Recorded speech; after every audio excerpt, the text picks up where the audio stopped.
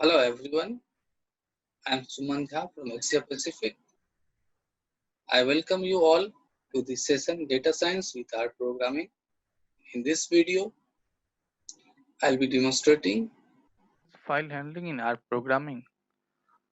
Before I start the file handling in R programming, we have already covered the basic of R programming, history of R programming, controls and loops, scalar and vectors, and many things in previous videos.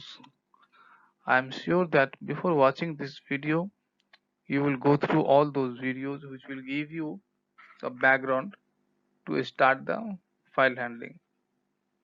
Though if you have worked file handling in other programming languages, I'm sure you will find it very easy. Let us start the different kind of files.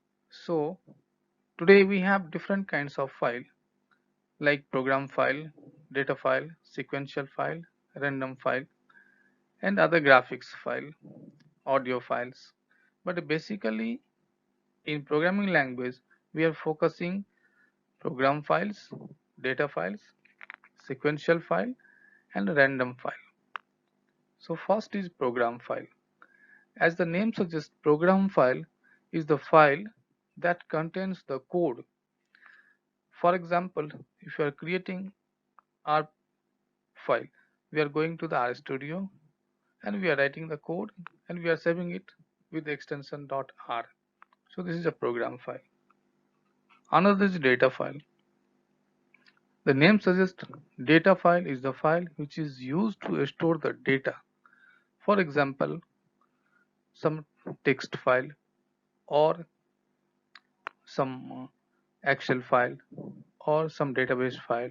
These are the example of data file. Then sequential file and the random file. It depends on the access, how the data is being accessed. The word suggests sequential file means the data is being accessed sequentially. When the sequential file is created, all read and write is happening sequentially. However, in the random file, data is being created means stored and retrieved randomly. So that is the reason this is called a random file.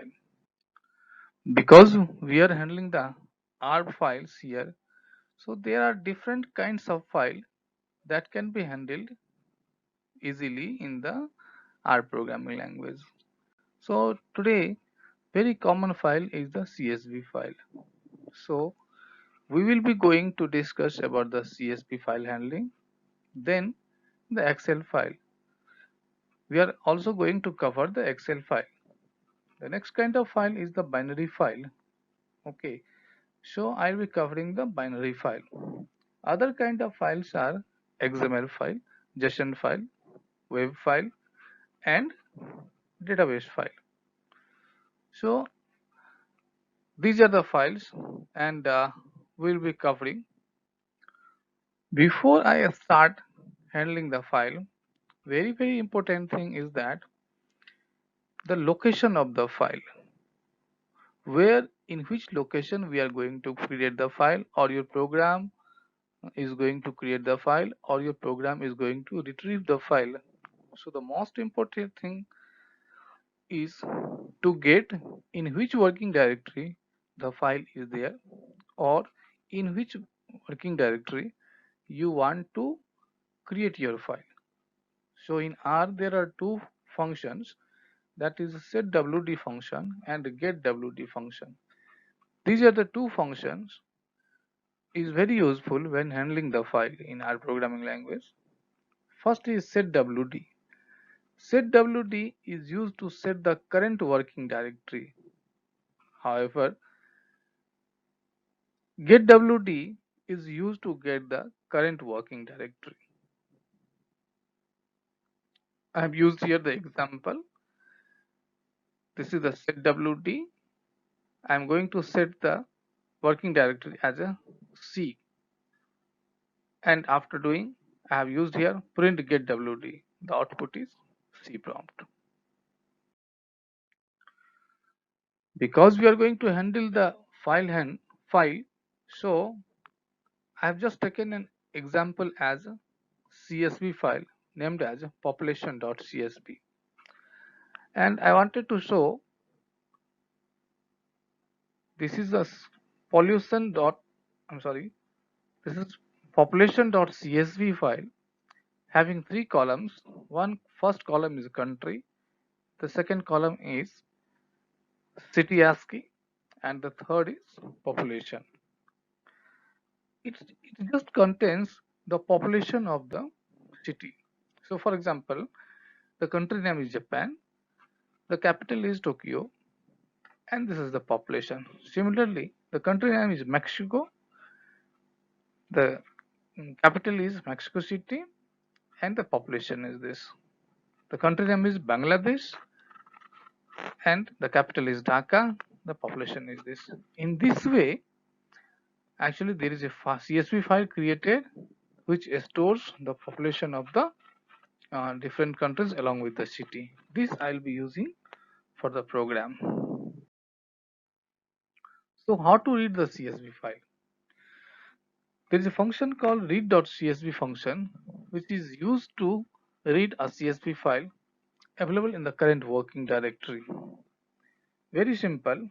Here the data is a vector, and inside the data I'm going to read population.csv file which is located in the D drive. So I have used here data read.csv d:population.csv. Now what will happen after execution of this statement?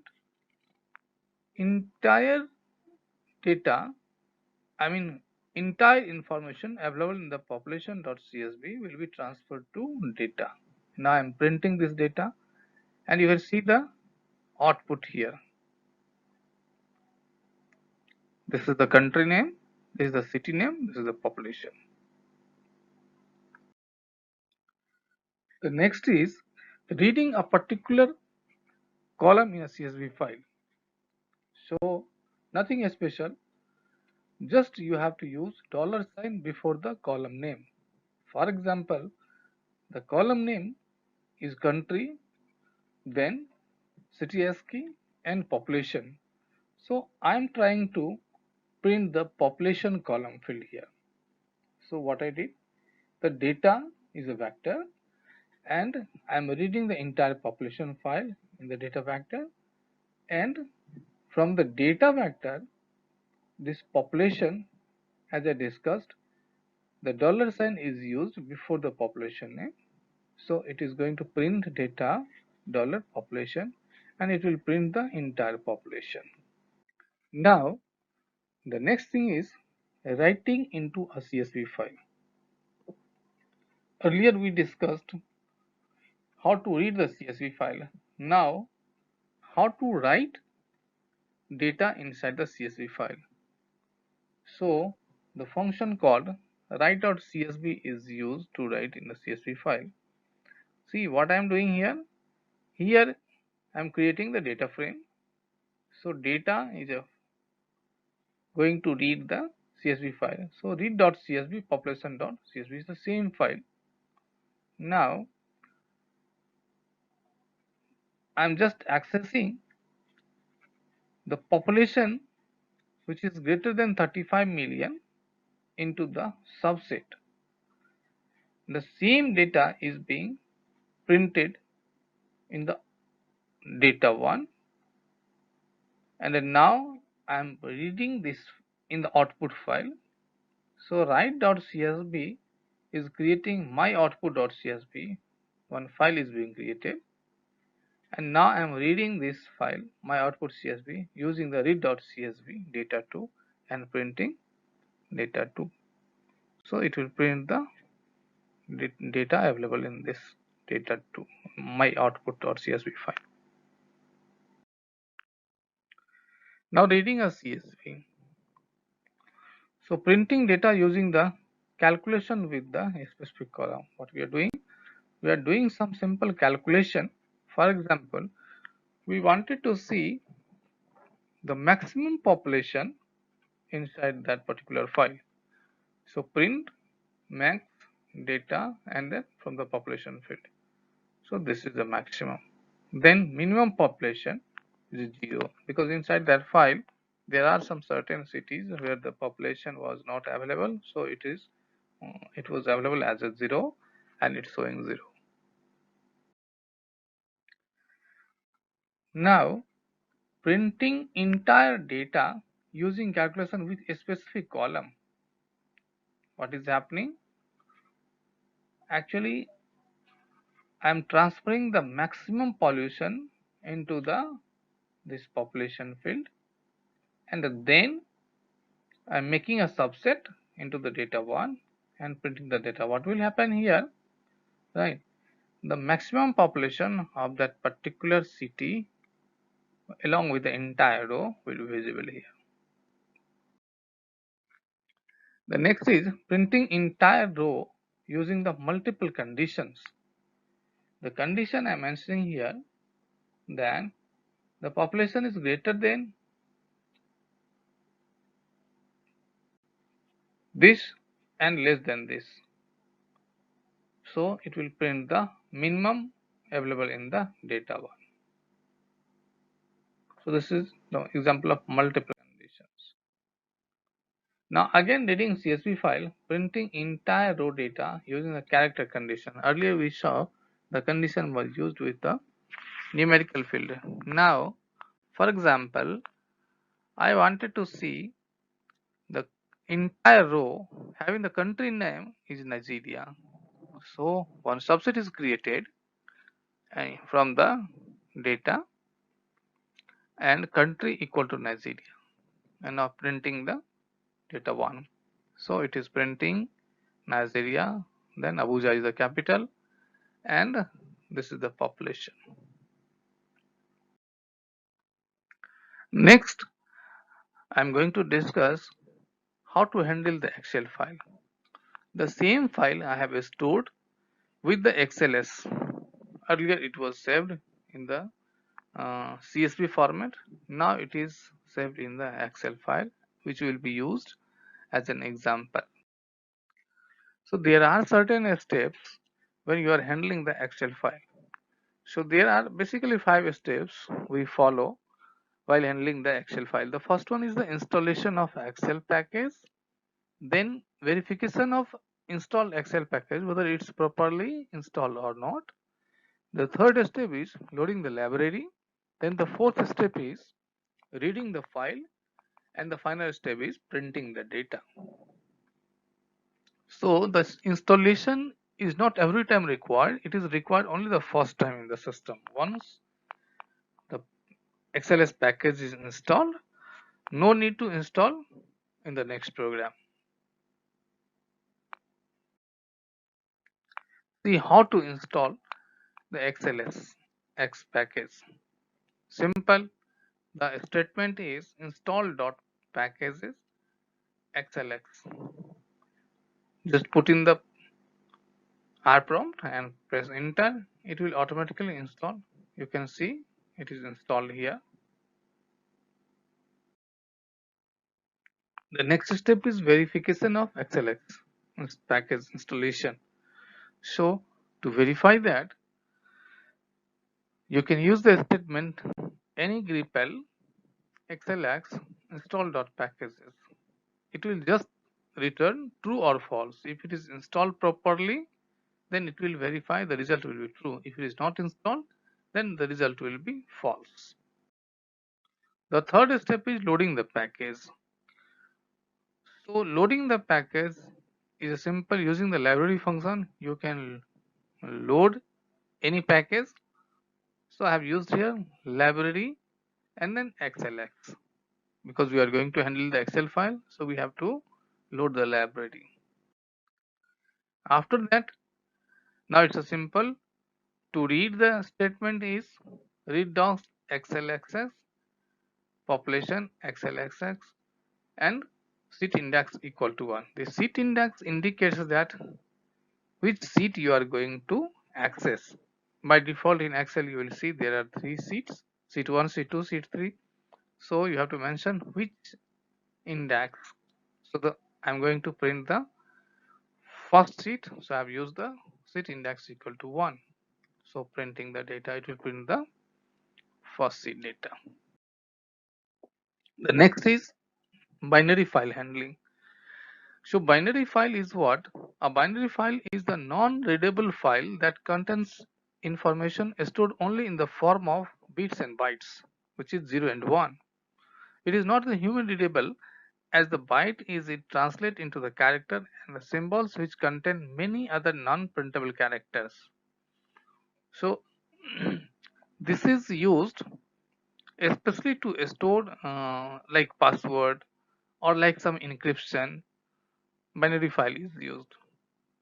So R has two functions. One is write bin and another is read bin to create and read the binary file. So to write, the statement is write bin object and then con, and read bin con what n. So these are the certain parameters used while you are using the write bin or read bin. So the first parameter is the con, which is the connection object to read or write the binary file. The next is the object is the binary file which is to be written. Next is what is mode like character integer representing the bytes to be read. N is the number of bytes to read from the binary file. So here is the screen that indicates the certain steps which we follow when you are handling the binary file. So this is the screen I have used here. There are certain 6 steps where I am going to cover how to write in the binary file. It's a simple 6 steps. In the step 1 and step 2, I am going to retrieve some data which is already available, and that I am going to write in the binary file. So writing the binary file, there are 3 steps. The step number 1 is file name, the second is column name, third is the record. So it's a very simple. So 6 steps I have used here. As I discussed, in the first 2 steps I am using one CSV file which is already available with the system, and using the another 3 steps where the first step I'll create the file, binary file. The second step I will create the columns, and third step I will create the rows, and finally I'll close the file. So step by step I'll discuss. Step number 1.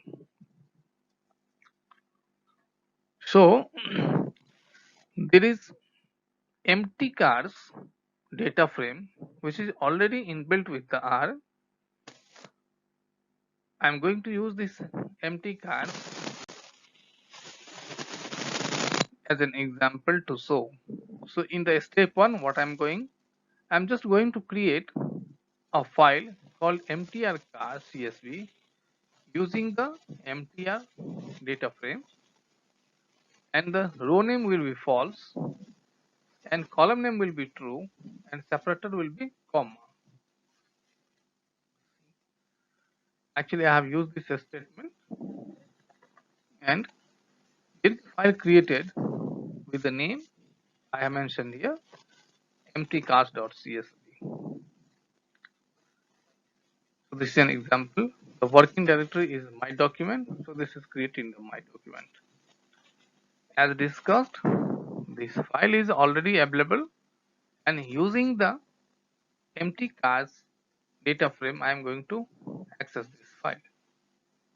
Step 2. Now